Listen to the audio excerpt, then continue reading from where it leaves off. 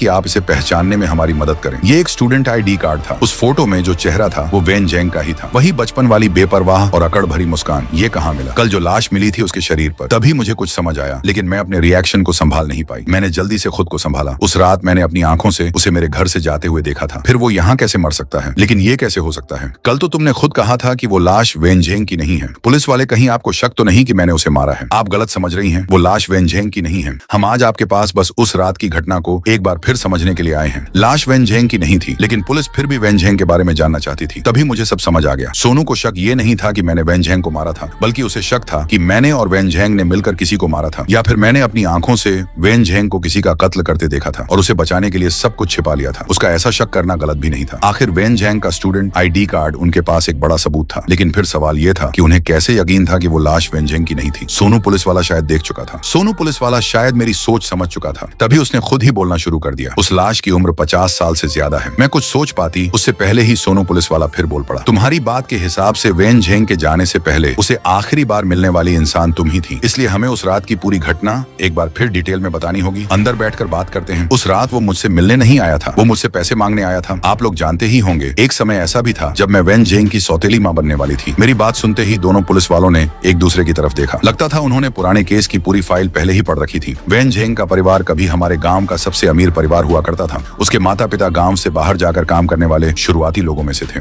दोनों काफी समय तक घर से बाहर रहते थे, इसलिए बचपन में वेन जेंग को मेरी दादी के घर पर ही रखा गया था। हम दोनों साथ खाते थे, साथ सोते थे, साथ स्कूल जाते थे। 5 साल की उम्र से लेकर 17 साल की उम्र तक मैंने उसे अपनी आंखों के सामने बड़ा होते देखा था। एक छोटा सा बच्चा धीरे धीरे 6 फीट से भी ज्यादा लंबा हो गया था। इस दौरान वेन जेंग के माता पिता साल में सिर्फ 1 या 2 बार गांव आते थे। शुरुआत में दोनों साथ आते थे, फिर धीरे धीरे दोनों अलग अलग आने लगे। लेकिन उसके बाद के कुछ सालों में वेन जेंग के पिता हर बार किसी नई लड़की को साथ लेकर आने लगे। मुझे गांव वालों की बातों से पता चला कि वेन जेंग के पिता ने बाहर खूब पैसा कमाया था और बाहर ही किसी दूसरी औरत को रख लिया था। जब उसकी पत्नी को इस बात का पता चला तो वो ये सदमा सहन नहीं कर पाई और उसने अपनी जान दे दी। इस घटना ने वेन जेंग को अंदर से पूरी तरह तोड़ दिया। उसके मार्क्स लगातार गिरने लगे। वो दिन रात उन लड़कों के साथ घूमने लगा जिन्होंने स्कूल छोड़ दिया था। टीचर ने कई बार उसके घर वालों को स्कूल बुलाया, लेकिन बूढ़ी दादी इन सब चीजों को समझ नहीं पाती थी, इसलिए हर बार मैं ही स्कूल जाती थी। मैं टीचर से कहती थी कि मैं वेन जेंग की बड़ी बहन हूँ और वादा करती थी कि मैं उसे सही रास्ते पर जरूर ले आऊंगी। इसके बाद मैं उसके साथ रोज नई चाल चलने लगी। कभी उसे पकड़ने इंटरनेट कैफे पहुंच जाती, कभी पुलिस को साथ लेकर उस जगह पहुंच जाती जहां वो लड़ाई कर रहा होता। मैंने उसके खर्चे के पैसे तक रोक दिया। लेकिन इन सब चीजों से वेन जेंग सुधरने के बजाय मुझसे और ज्यादा नफरत करने लगा। हम दोनों के बीच दूरी बढ़ती चली गई। ऐसा लगने लगा जैसे हम एक ही रास्ते पर चलकर भी 2 अलग दिशाओं में जा रहे हों। मुझे डर था कि अगर वो इसी तरह चलता रहा तो शायद कॉलेज में भी एडमिशन नहीं ले पाएगा। इसलिए मैंने खुद ही वेन जेंग के पिता को फोन कर दिया। मैंने उनसे कहा कि उन्हें वापस आकर वेन जेंग से मिलना चाहिए। फोन करने के अगले ही दिन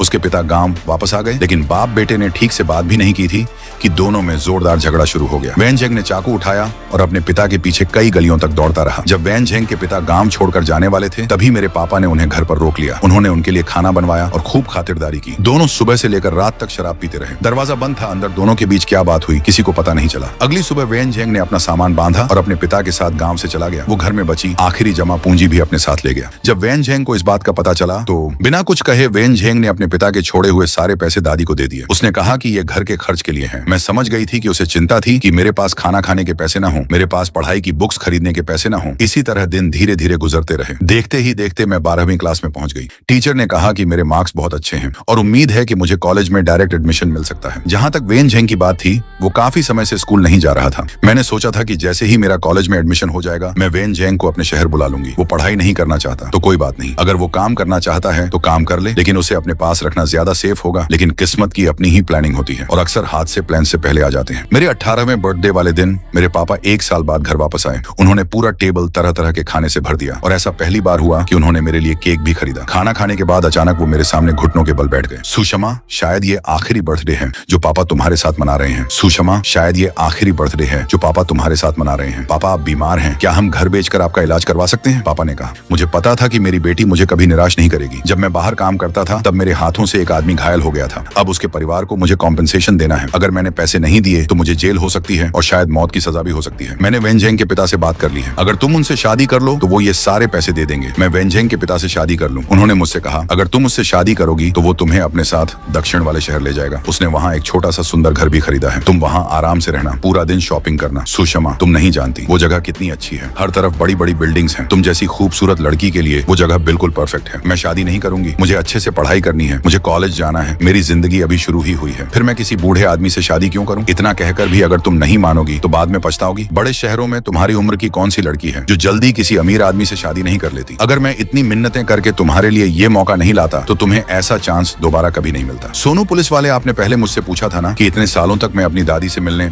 गाँव वापस क्यों नहीं आई? आज मैं आपको उसका जवाब बता सकती हूँ, क्योंकि मेरी दादी भी चाहती थी कि मैं वेनजेंग के पिता से शादी कर लूं और उन्होंने मेरे पापा का साथ देकर मुझे घर में बंद रखने में मदद की थी। लेकिन मुझे समझ नहीं आ रहा इन सब बातों का उस रात वेनजेंग के तुम्हारे पास आने से क्या कनेक्शन है? तुम जानते हो? आगे बताओ, कोई जल्दी नहीं है। उस रात मेरे पापा ने मुझे रस्सी से बांधकर कमरे के अंदर बंद कर दिया था। मैं रो रो कर उनसे विनती कर रही थी। मैंने उनसे कहा कि मेरी पढ़ाई बहुत अच्छी चल रही है, मुझे कॉलेज में डायरेक्ट एडमिशन मिल सकता है, बस एक बार मुझे कॉलेज जाने दो, मैं पैसे कमाने लगूंगी, मैं अपनी कमाई का एक एक पैसा आपको दे दूंगी। मैंने कसम खाई कि ग्रेजुएशन के बाद मैं बहुत सारे पैसे कमाऊंगी, सिर्फ उनका कर्ज ही नहीं चुकाऊंगी बल्कि बुढ़ापे में उनका ख्याल भी रखूंगी। लेकिन मेरे पापा की सोच इतनी आगे की थी ही नहीं, वो सिर्फ सामने की चीज देखते थे। कई दिनों तक हमारे बीच यही बात चलती रही, लेकिन तभी दादी भी मुझे समझाने की